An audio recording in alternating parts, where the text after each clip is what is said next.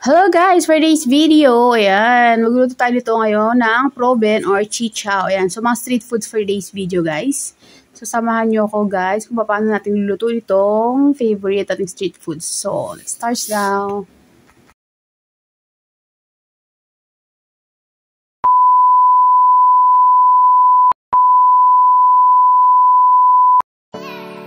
First things first, so syempre kailangan mo muna natin itotong ating, ayan, so ano naman tawag yun sa manok? Butchi ang tawag niya, ganyan guys, ayan. So proben or chichaw siya pagka naluto na siya, so butchi siya ng manok, so ayan, dinadaanan din siya, basta part siya sa mga laman loob ng mga manok, ayan, so maliliit na yan. So dahil frozen siya, itotow muna natin siya para malinis natin siya. So ayan na guys, so nakikita nyo yan, so hiniwa ko na yung gitna niyan, tapos tinanggal ko yung dumi. So, lilinisin na natin siya ngayon. So, hindi ko na pinakita pa ako paano maghiwa-hiwa. Basta hiwa nyo lang yung gitna, yung gilid niyan, and then re-remove nyo lang yung nasa gitna, and then lilinisin lang natin siya mabuti para tuloy natin siya sa ating pagluluto.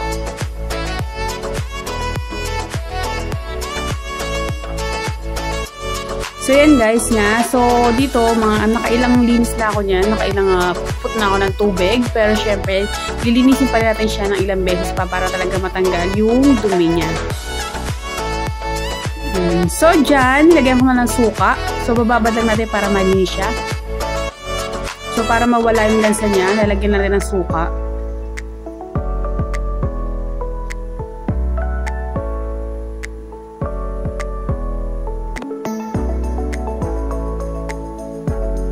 So, ayan guys. So, naglagay na nga ako ng isang tablespoon ng salt.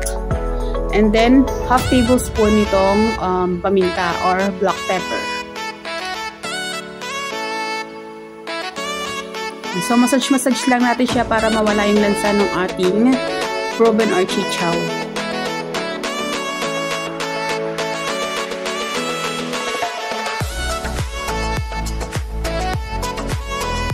So, by the way guys, so nakikita nyo yung rack na yan. So, ang ganda talaga niya. So, very useful siya kapag naghugas tayo ng mga pinggan, ng mga plato, ng baso. So, pwede natin ilagay muna dyan hanggang maging dry siya. And then, re-remove na natin siya. Nilagay natin siya sa may ating dish drainer. So, yan na guys. So, pagkatapos niya, drain lang natin siya para matanggal lang yung excess water niya. And then, ready na para sa ating breading and then fry.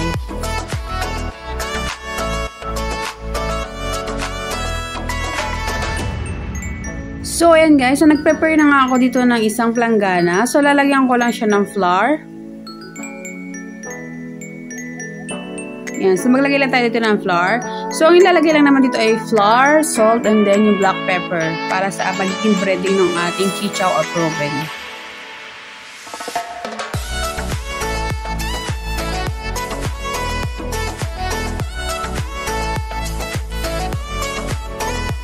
So, just add 1 tablespoon of salt.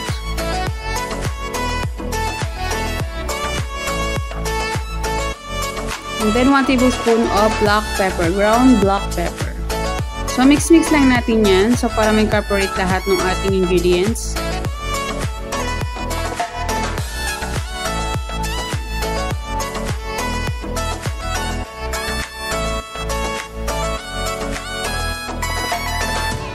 Yan. So, ready na yung ating chichaw under proben. So, lalagay lang natin siya dito. Yan. So, budburan lang natin siya ng ating mixture, ng ating breading. Make sure lang na na-coat lahat ng paligid ng ating proben and then ready na for frying. So, repeat lang natin yung procedure hanggang matapos natin lahat ng ating proben.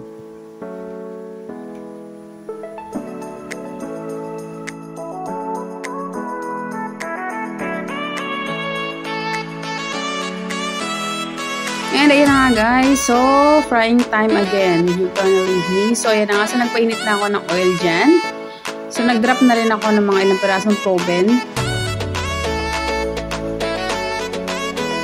So pa-fry lang natin siya until golden brown.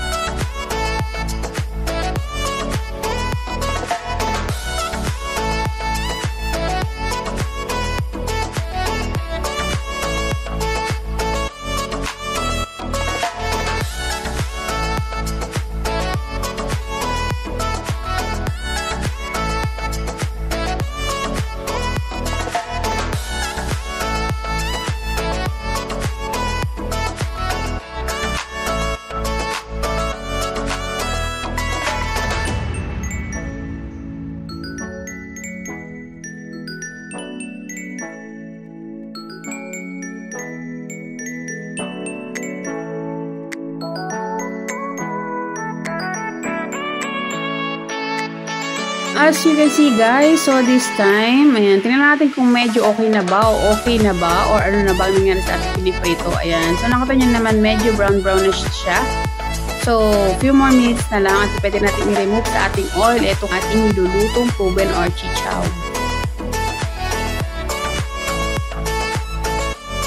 And ayan na nga guys, so luto na siya. So, pwede na siyang i-transfer sa ating strainer. Ayan, so flour sifter lang yung ginagamit ko kasi hindi available yung strainer, pero okay na yan. Basta mag-dry lang yung ating excess oil. So, matanggal lang yung ating excess oil. So, pwede na yan kahit anong pwede pang gamitin.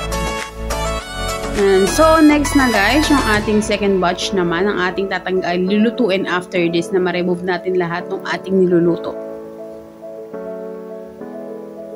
At ayan na nga, so hindi na kinain ng powers nung sunset dahil napakatagal. So, kumuha na ako ng strainer pa para matanggal yung natitira pang chichaw.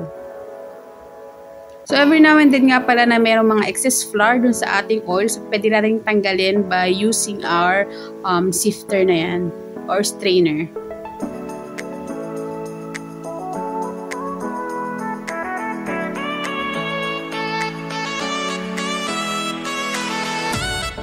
Ayan. So, nag-drop ulit ako ng panibagong batch. Hanggang sa maluto lahat. So, ulit-ulitin lang natin yung ating procedure. Ganyan lang guys. Pag-prito ng parang kahit ano na lang piniprito mo, ganyan din naman. So, deep fry siya.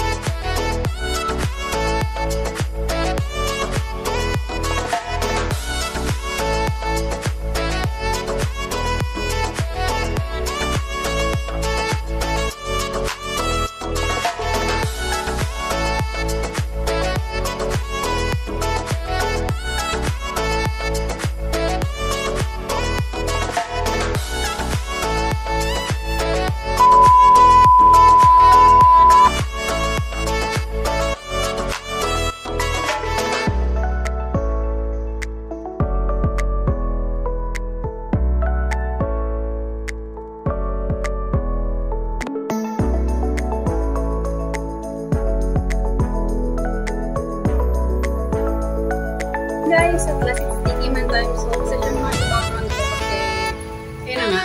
Pero inisip ko talaga magkaroon ng working area or area para magluto-luto ng ganyan-ganyan sa mga ano pa. So, inshallah, hopefully next week. So, sticky man time as protein or chicken. So, natry ko sa iyo mga best-seller talaga. Itong suka. So, yung suka na itong ginagamit natin sa pang-ihaw, sa Shanghai. So, ayan naman siya. All around na siya. Ayan natin itong ating probe. Ayoko lang muna ang video. Hindi ko kaya.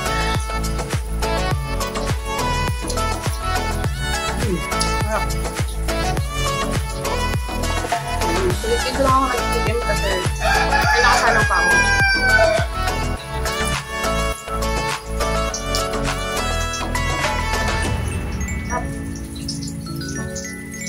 Ito pataba. Kaya pala ako tumataba kasi ako yung umuubos ng mga tinda namin.